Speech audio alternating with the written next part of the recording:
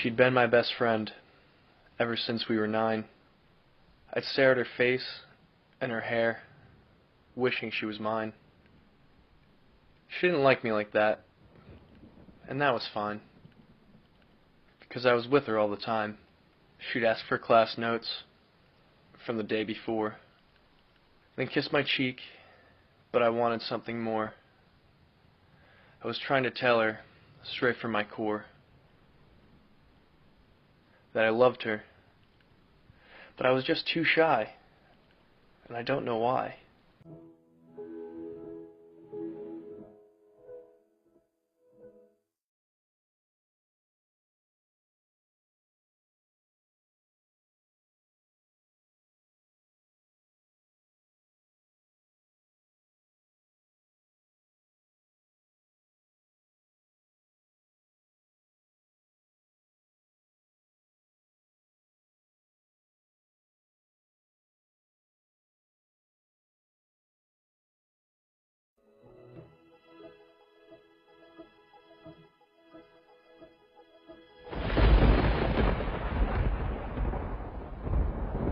She was a dancer, and one who was graceful and pretty. Her dream was to dance at Lincoln Center in the city. Dedicated and hardworking, she wanted to succeed, while I'd just sit around writing things that nobody'd ever read. The inlet at the shore was a favorite place to spend time together until the days came to end. I wanted to tell her there that she was more than just a friend, that I loved her, but I was just too shy again. So then it's late at night when my phone begins to ring. She'd call me and cry. She would tell me everything. She was down and feeling unadmired, but in a selfish way I felt inspired, because when things went wrong, it was me she desired.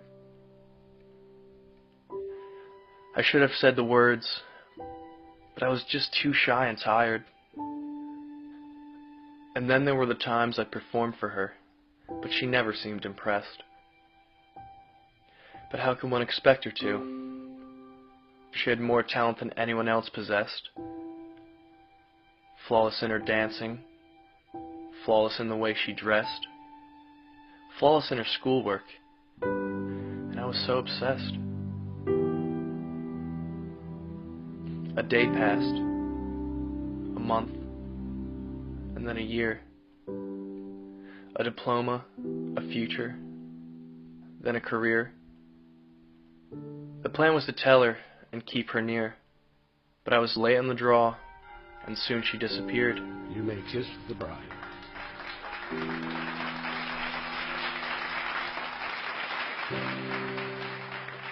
Every chance had escaped, all the times I held dear.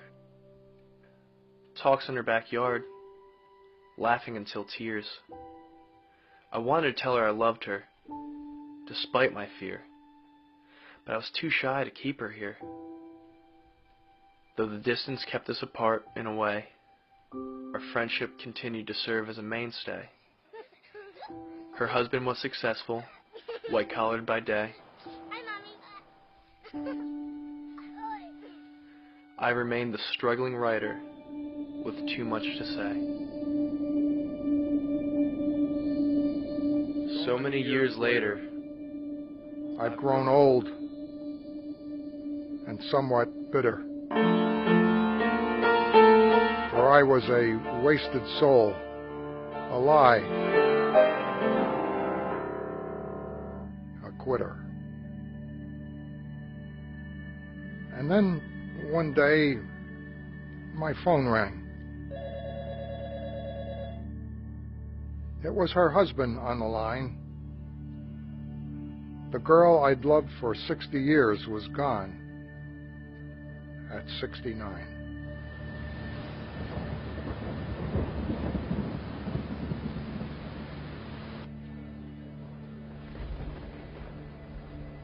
now paying respects to the girl I'd loved eternal, with feelings unshared and kept internal.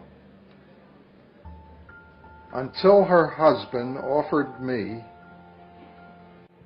her high school journal.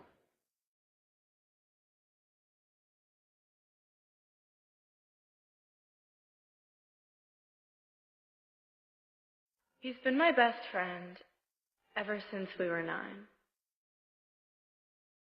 I stare at him every day, wishing he was mine. I want to tell him, but I can't put our friendship on the line. I can only hope that he can read my signs. I see him staring back at me sometimes, but then he always looks away. I can't decide if he loves me back or just wants things to stay. I know that if he truly feels it, he will find it in himself to say that I am more than just a friend to him. But I can't keep waiting every day.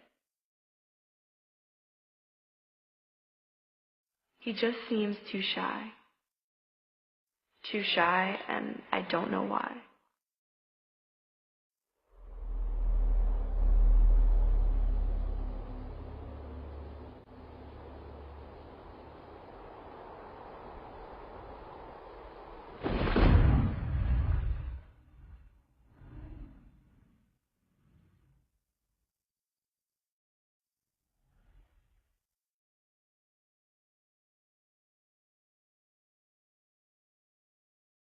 But that's not how the story really ends.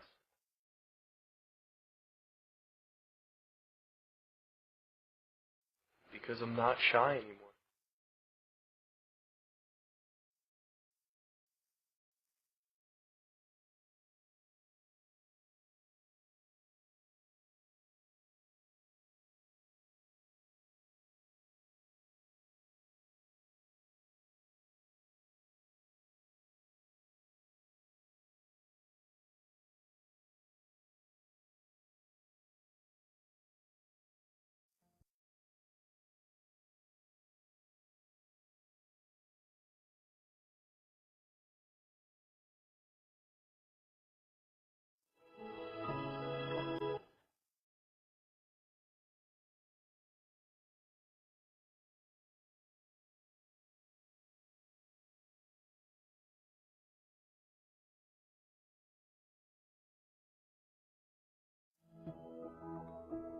Hodge Baby Production.